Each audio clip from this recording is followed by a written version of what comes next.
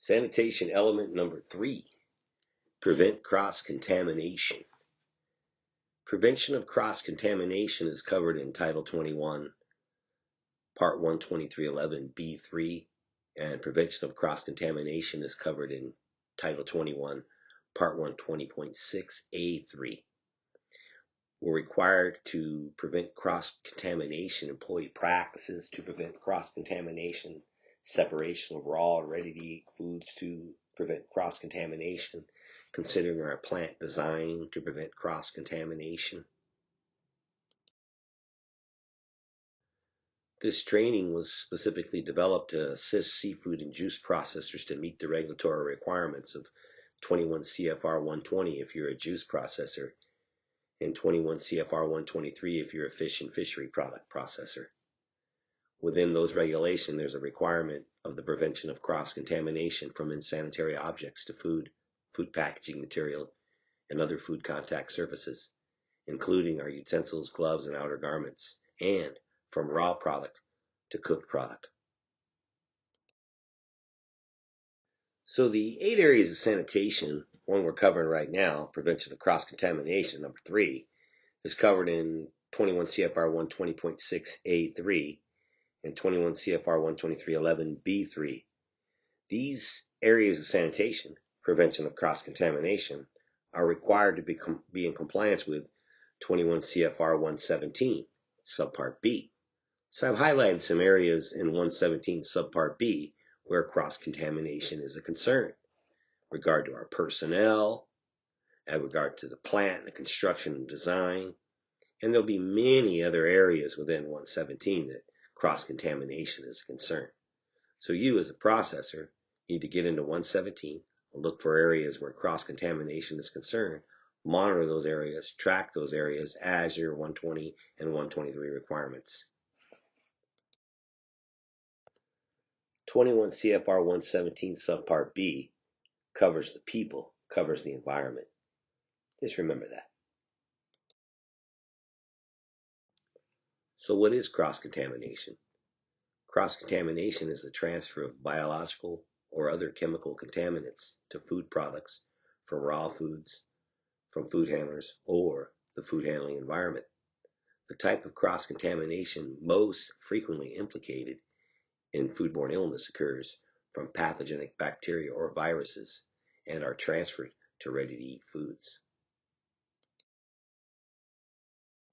So what's our goal?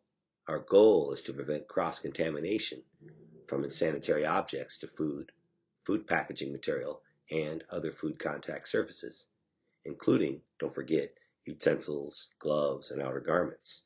And we have to be mindful of our raw product to cooked product or ready-to-eat food products. In the case of fish and fishery products, fish is considered ready to eat when it's raw.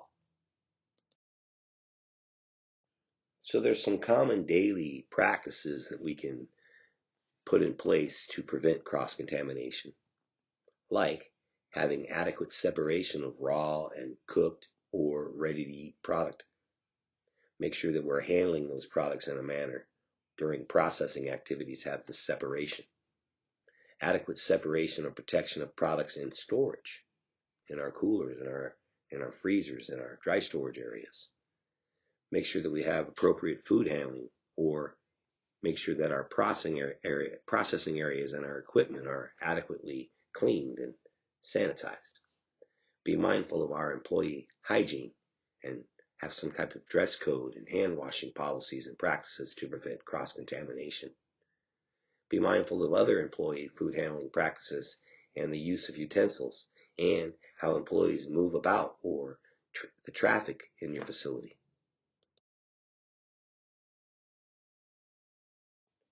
So here's some examples of poor employee practices that could lead to cross-contamination. Handling raw product, then handling a cooked product. Or working near or on the floor and then handling product. Returning from the restroom without washing hands. Shovel used to handle floor waste, also used to handle product. Scratching face, then handling the product. Touching an unclean cooler door handle, then handling product.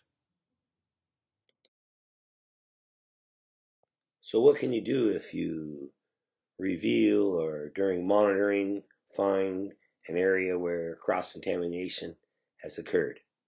Well, number one, if the activity is still ongoing, we need to stop that activity.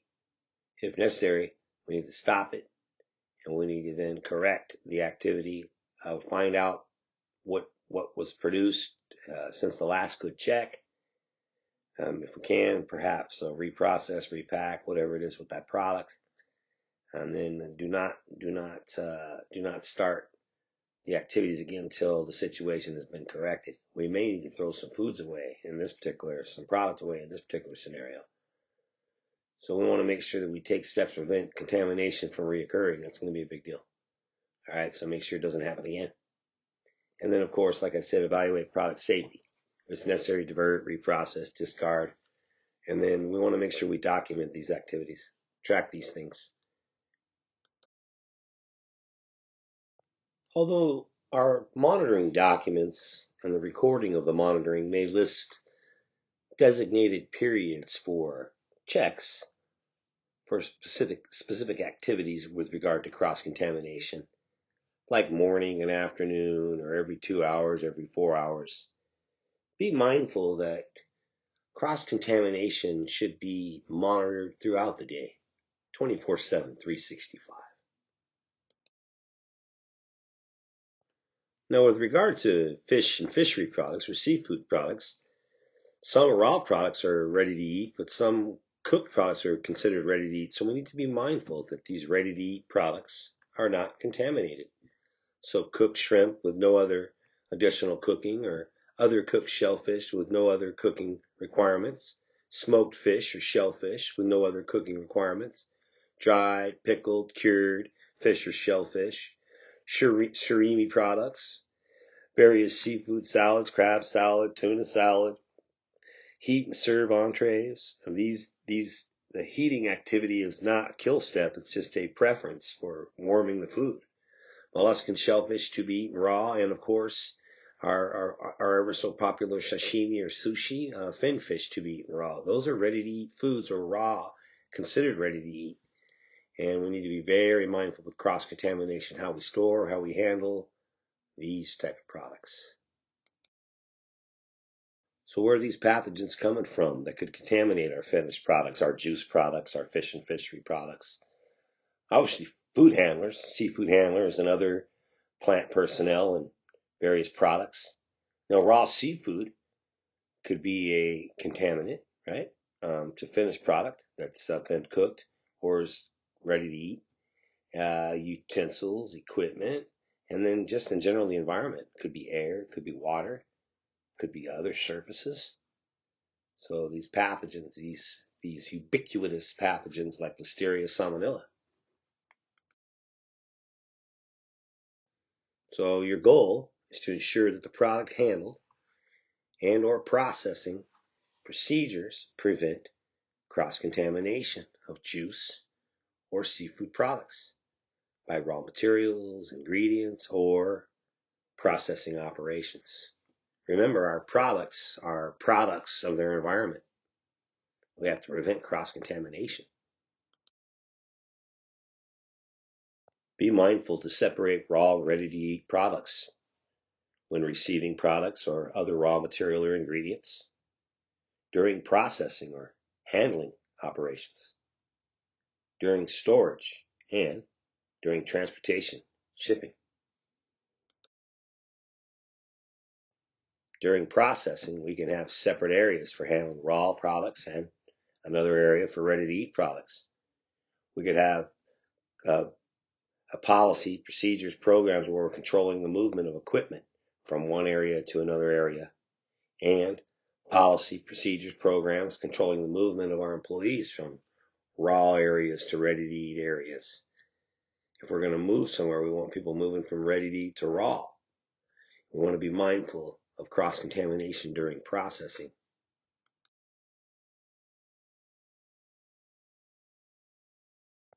A major area of concern will be our people. We must prevent cross-contamination of juice or seafood products by ensuring that employees follow proper personal hygiene and hand washing practices. There are several areas with regard to employee hygiene that we must be mindful. Hand washing, of course, and jewelry, hair, beards, footwear, where they eat, drink, smoke, or other activities. And we must try to manage or help them maintain things like perspiration and restrict the use or ban the use of cosmetics and or medicine during work hours and processing. So why do we wash our hands? Well, we wash our hands to prevent cross-contamination. And we make sure that employees wash their hands the right way.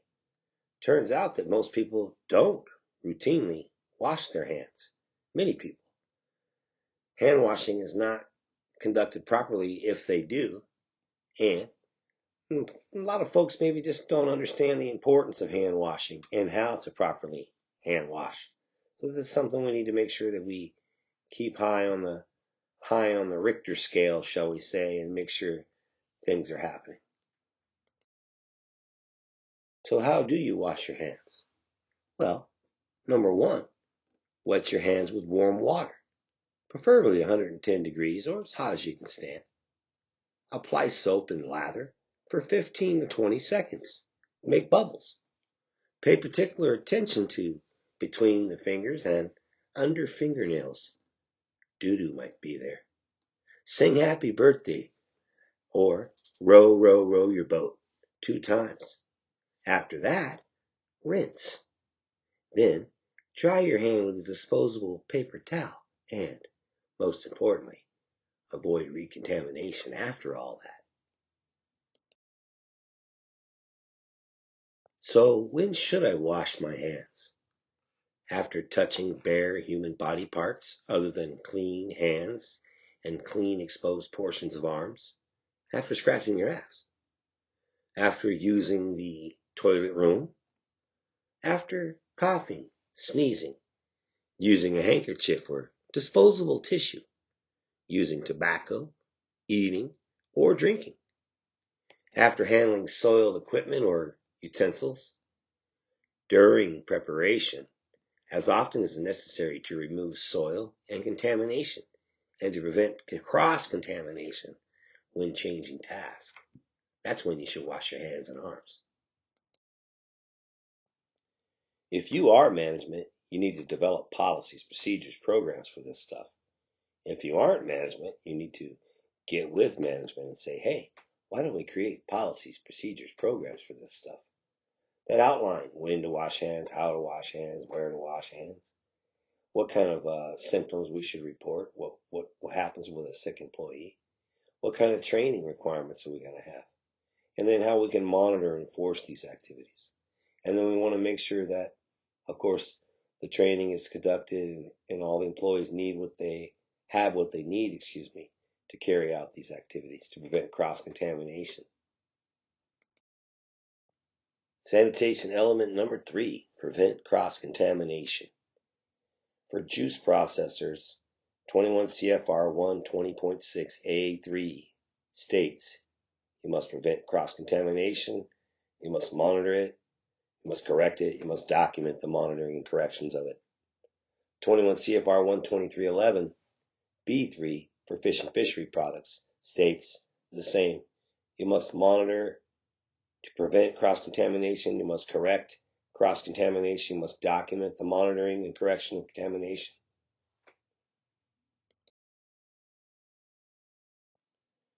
Your products are products of their environment. What is the environment? What's the setting or condition in which a particular action is carried out? In your case, processing. And you're processing what? Products. A product's a thing or person that is the result of an action or, there it is, process. I'm a product of an action. Your product is a product of a process. 21 CFR 117 subpart B covers the people, covers the environment. Just remember that.